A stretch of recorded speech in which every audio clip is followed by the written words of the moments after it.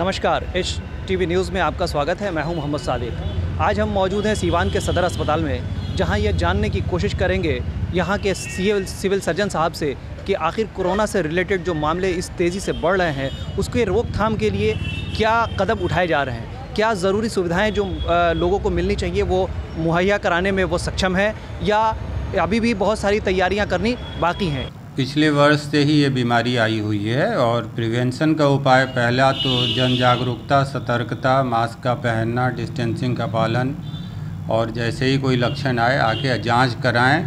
Maximum संख्या में हम जांच करना चाह रहे हैं, कर रहे हैं। जांच में पॉजिटिव मिल जाते हैं, स्वस्थ हैं, अपने घर में अलग थलग रहें।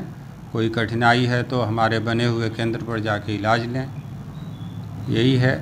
सर, पिछली बार स्थिति जो थी उससे ज़्यादा भयावह स्थिति है। लोगों का मानना ये है कि पिछली बार से ज़्यादा इस बार लोग संक्रमित हो रहे हैं, लोगों में डर भी है। नहीं, लोगों का नहीं मानना है, ये साइंटिफिक फैक्ट है कि प्रसार दर इस बार बहुत तेज़ है। गत वर्ष के तुलना में इस समय तो शुरू ही हुआ था, अभी जो पीक था पिछले वर्ष का उस स्टेज पे हम आ गए हैं, ये बात सच है। सर, क्या इंतज़ाम किए गए हैं, कितने बेड्स तैयार किए गए हैं कोविड को लेकर के?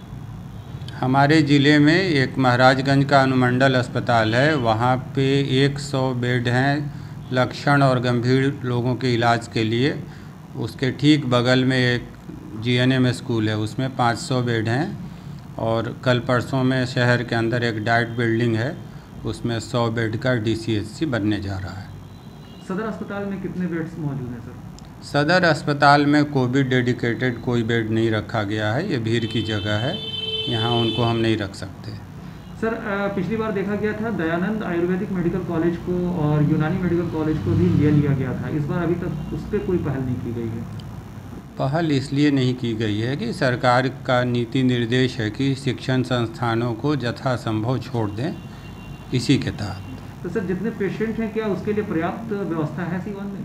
जी, अभी जितने आ रहे हैं उतना का तो हमने किया है और हर सप्ताह का जब असेसमेंट होता है तो पता लग जाता है। बढ़ोतरी होगी तो फिर मजबूरी में लेना पड़ेगा। रेलवे स्टेशन पर सर प्रवासी जो आ रहे हैं उनकी उचित व्यवस्था नहीं है जांच की, उसके विषय में क्या कहना चाहेंगे? यदा कदा चूक होती रहती है। एक्चुअली ये 4 विभागों का कोऑर्डिनेटेड फॉर्म है। यदि पुलिस उस समय नहीं उपस्थित रहेगी तो स्वेच्छा से कोई नहीं कराने आते हैं। हमारी टीम तो रहती है, टीम को बढ़ाने जा भी रहे हैं, तो आपस में बात करके ये हो जाता है। सर, अभी तो एक ही काउंटर वहाँ मौजूद है, क्या और भी काउंटर बढ़ने की उम्मीद है? जी, अभी मैंने जस्ट कहा कि बढ़ाना है। और सर, पूरे बिहार का क्या सूची है, किस तरह से कोविड की महामारी जो फैली है उससे कितने लोग मर रहे हैं?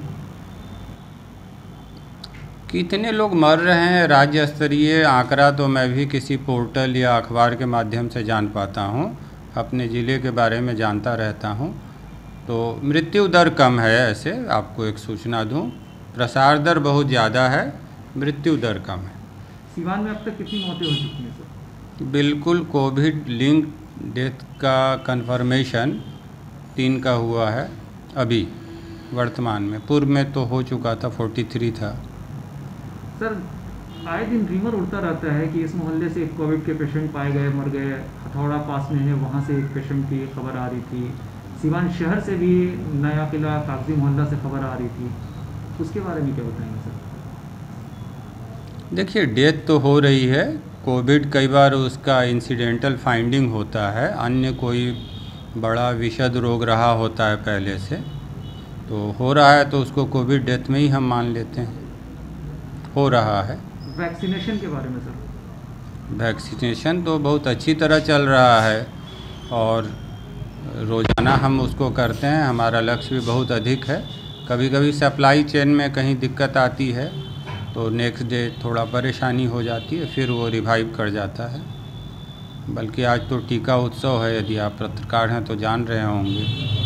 जी सर, वैक्सीनेशन के लिए लोगों को जागरूक करने के लिए क्या कदम उठाए जा रहे हैं?